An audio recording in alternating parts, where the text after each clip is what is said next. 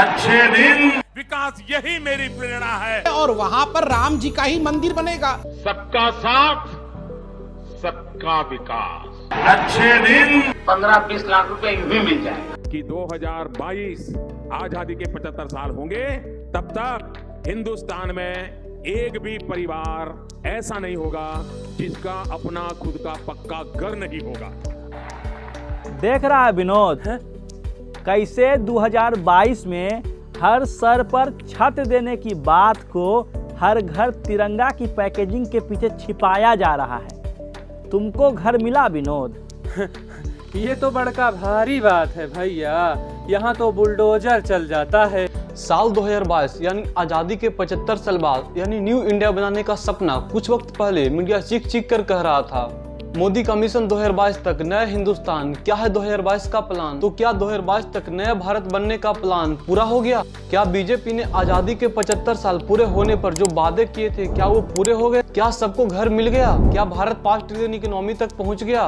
क्या सच में खुले में शौच मुक्त हो गया भारत? क्या काले धन वापस आ गए? क्या गंगा साफ हो गई? साल 2018 में राजस्थान में एक रैली में पीएम मोदी ने जनता से वादा करते हुए कहा था कि मैंने व्रत लिया है, 2022 तक एक भी ऐसा परिवार नहीं होगा जिसका खुद का पक्का घर नहीं होगा। मोदी जी के 9 साल पूरे होने वाले हैं और पीएम के कहने के मुताबिक साल 2022 तक एक भी ऐसा परिवार नहीं होना चाहिए जिसके पास खुद का पक्का घर नहीं हो। लेकिन क्या ऐसा हुआ? जवाब है पता नहीं।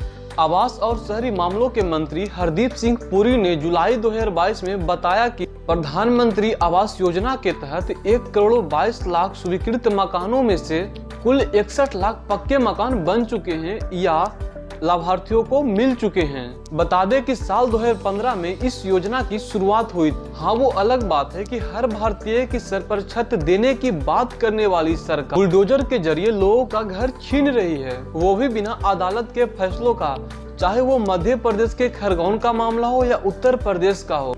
बीपीसीएल बेच दिया, LIC बेच दी, एयर इंडिया बेच दिया, IDBI बैंक बेच दिया। 2014 में चुनाव जीतने के चक्कर में प्रधानमंत्री नरेंद्र मोदी ने विकास के मुद्दे पर एक रैली में कहा था, मोदी जी अपने नारों में मैं देश नहीं बिकने दूंगा को बदलकर अब मैं देश नहीं बचने दूंगा कर दिए हैं। खेत नहीं बचने दूंगा, खलियान नहीं बचने दूंगा, किसान नहीं बचने दूंगा, व्यापार नहीं बचने दूंगा, बैंक नहीं बचने दूंगा और अगर आवाज उठाओगे तो हिंदू विरोधी, देशद्रोही घोषित कर दूंगा। यह सब बिकने के बाद कुछ सवाल तो सरकार से पूछना बनता है। क्या देश की डूबती हुई अर्थव्यवस्था को बचाना इसे कहते हैं? की बात तो यह है कि डूबती हुई अर्थव्यवस्था को बचाने के लिए सरकारी संस्थानों को बेचने की नहीं बल्कि उन्हें मरम्मत करने की जरूरत है, उन्हें ठीक करने की जरूरत है। अरे एक बार ये जो चोर लुटेरों के पैसे विदेशी बैंकों में जमा है ना, उतने भी हम रुपए ले आए ना, तो भी हिंदुस्तान के एक गरीब आदमी को मुफ्त में 15-20 लाख रुपए भी मिल जाएगा। लेकिन ये जो मोदी जी बोल रहे हैं ना, ये पीएम बनने के पहले कहा है। पीएम बनने के बाद ये कभी जुमला तो कभी SIT जांच के तले दबा दिया गया और देश इस सच को समझ ही नहीं पाया कि काले धन का मतलब होता क्या है। लोगों का तो इंतजार रहा 15 लाख का कि 15 लाख रुपए कब मेरे खाते में आएंगे, लेकिन यह सरकार कभी नहीं बताया कि देश किस तरह कुछ लोगों के हाथों में सिमटा हुआ है, किस तरह काले धन के जरिए देश को खोखला किया जा रहा। काले धन को वापस लाने के लिए जो ठोस कदम उठाए गए थे उसका सच क्या है? सरकार बनते ही SIT बनाई गई थी, क्या अभी तक उसने तीर मारा? देश की जनता नहीं जानती। काले धन पर नया कानून पास किया गया, लेकिन असर कितना है कोई नहीं जानता। अब आते हैं किसानों की आय दुगनी करने के वादों पर। उससे पहले आप ये वीडियो देखिए।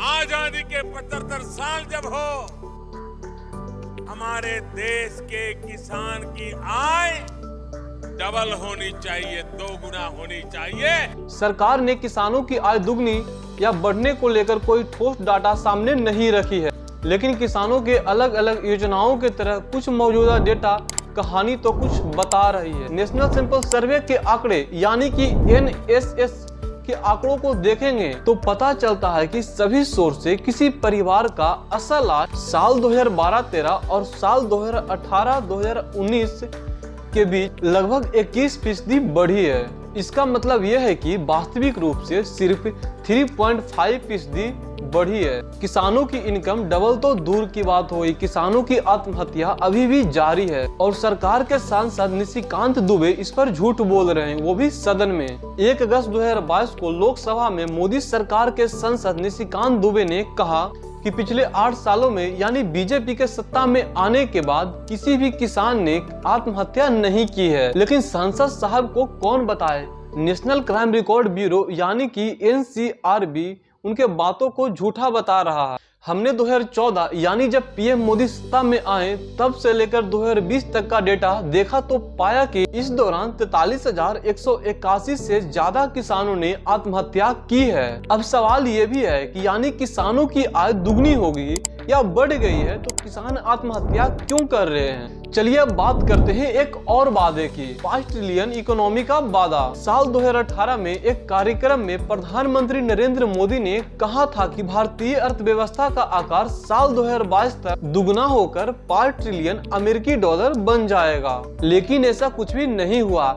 जब ऐसा नहीं होता दिखा तो सरकार द्वारा 5 ट्रिलियन के लक्ष्य को 2024-25 तक शिफ्ट कर दिया गया है। लेकिन ये भी मुश्किल है क्योंकि 5 ट्रिलियन की इकोनॉमी के लिए अगले 3 सालों में 22 से 25% की GDP की ग्रोथ चाहिए, जो फिलहाल दूर दूर तक नहीं दिख रहा। ये सही बात है कि कोरोना का रोड़ा आया, लेकिन कोरोना से पहले भी इकोनॉमी की ग्रोथ रेट ऐसी नहीं थी कि 2024-25 तक 5 ट्रिलियन इकोनॉमी तक पहुंच पाए। साल 2014 से पहले प्रधानमंत्री नरेंद्र मोदी ने हर साल 2 करोड़ जॉब देने का वादा किया था और उनके 9 साल पूरे होने वाले हैं। इसका मतलब 18 करोड़ जॉब लोगों को मिल जाना चाहिए था, लेकिन ऐसा कुछ नहीं हुआ।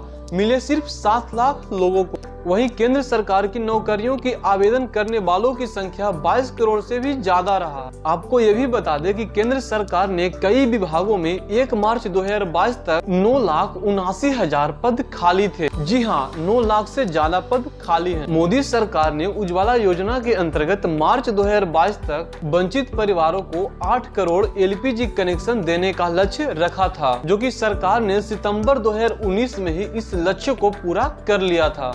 2016 से 2022 मोदी सरकार ने उज्ज्वला योजना के अंतर्गत 9 करोड़ मुफ्त रसोई गैस बांटे हैं। इस बात पर सरकार को बधाई देनी चाहिए, लेकिन ये बधाई फिलहाल फीकी पड़ गई है क्योंकि केंद्र सरकार ने सदन में बताया कि पिछले 5 सालों में प्रधानमंत्री किसान योजना के अंतर्गत 4 करोड़ 13 लाख लाभार्थियों ने एक भी बार सिलेंडर को नहीं भरवाया। वहीं 7 करोड़ 67 लाख लाभार्थियों ने सिर्फ एक बार भरवाया है। ओपन डेफिकेशन फ्री भारत यानी खुले में शौच मुक्त भारत। 2 अक्टूबर 2019 में भारत को पूर्ण रूप से खुले में शौच मुक्त भारत घोषित कर दिया गया था। स्वच्छ मिशन भारत की वेबसाइट पर जाएंगे तो आप देखेंगे कि 99% से ज्यादा भारत खुले में शौच मुक्त हो चुका है। लेकिन बिहार से लेकर उत्तर प्रदेश की गांव के किनारों की सड़कें और खाली मैदान इन दावों का पोल खोल देती है। तो आज के लिए इतना ही। हम फिर आपसे रूबरू होंगे एक नए विषय के साथ जो आपसे जुड़ा होगा।